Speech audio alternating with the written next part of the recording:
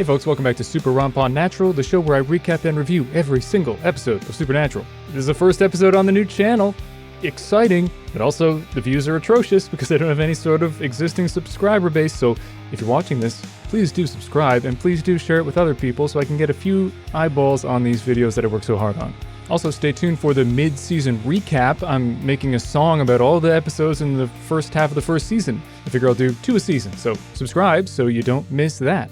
Coming out in the next few days.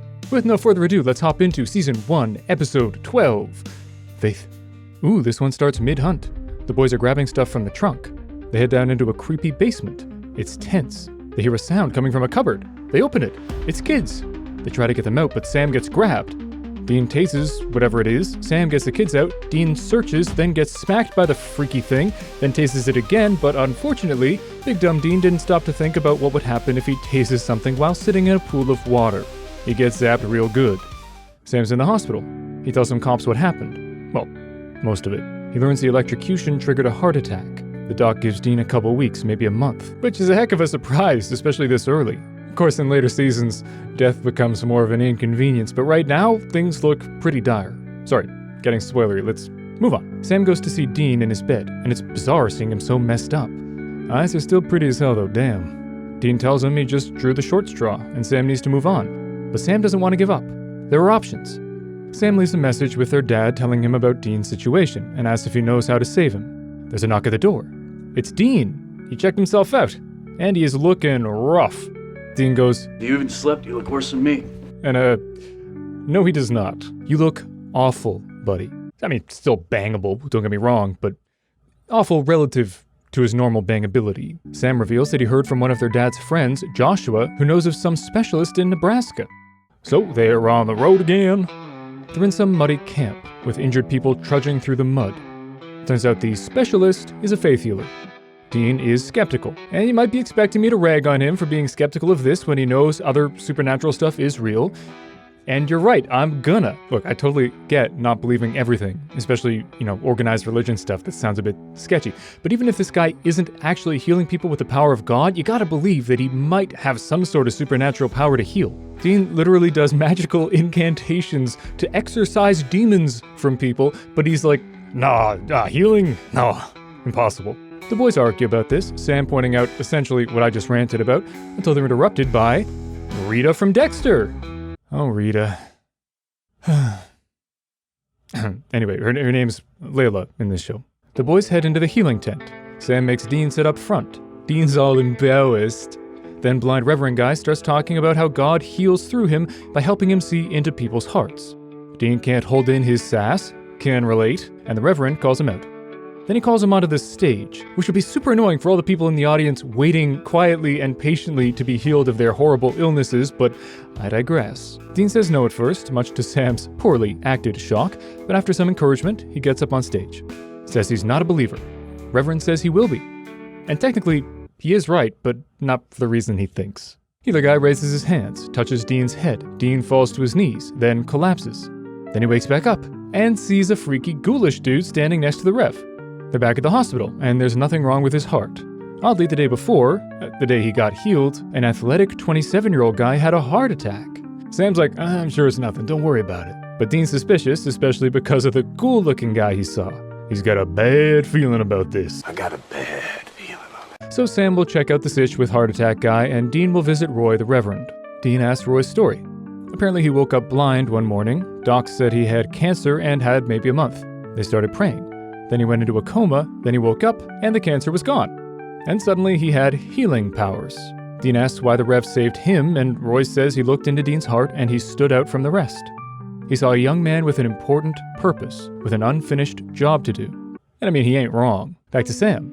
Turns out heart attack guy was claiming something was after him right before his heart attack. Also, the clock froze at 4:17, the moment the guy died.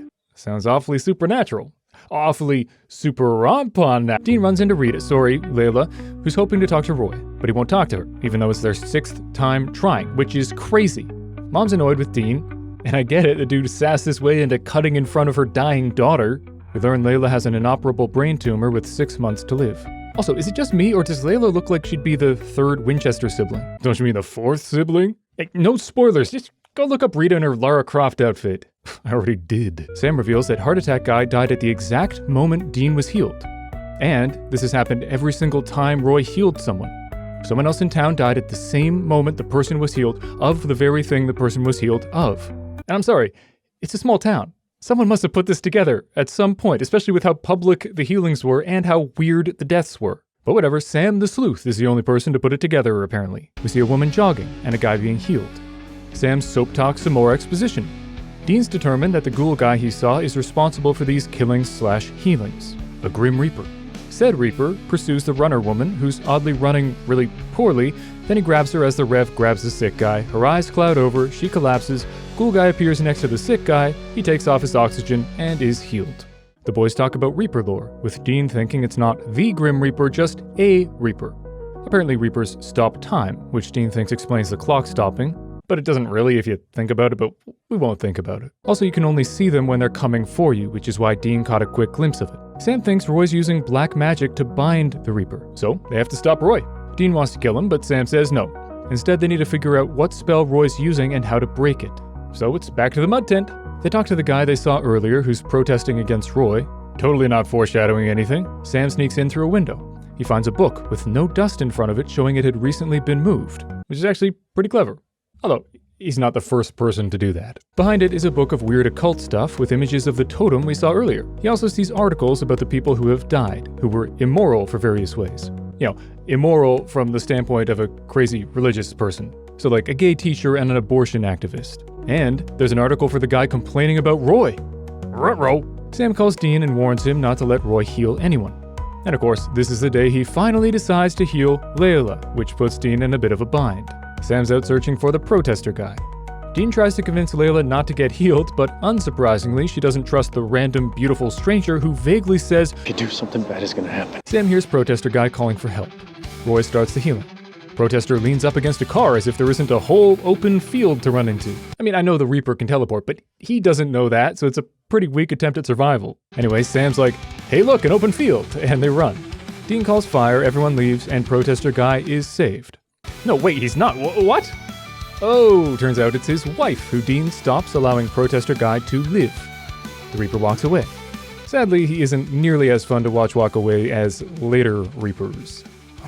Unfortunately, evil wife calls for help, and the cops take him out.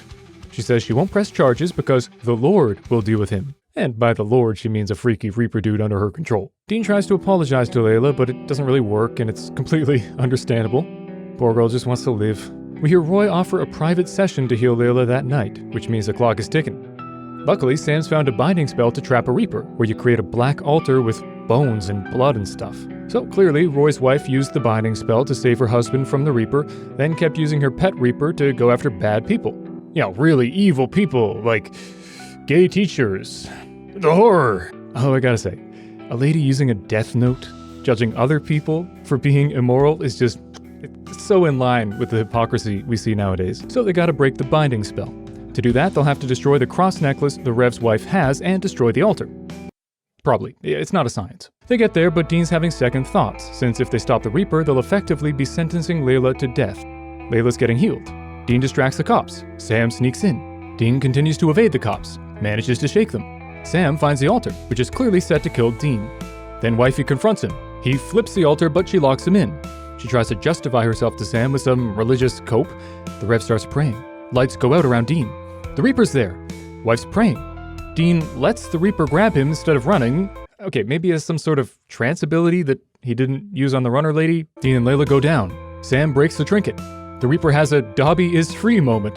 The Rev realizes something's wrong. The Reaper smiles and the wife gets what she deserves, yeah! Then Sam just walks away. It's actually pretty funny how anticlimactic it is. Then the boys hop in the car and head to the motel for a good old-fashioned end of episode heart-to-heart. Dean's still feeling guilty about Layla, who arrives at the door looking fine as all hell. Yeah, she is. Layla says she went back to see Roy, but nothing happened, not realizing that Dean was actually the cause of that.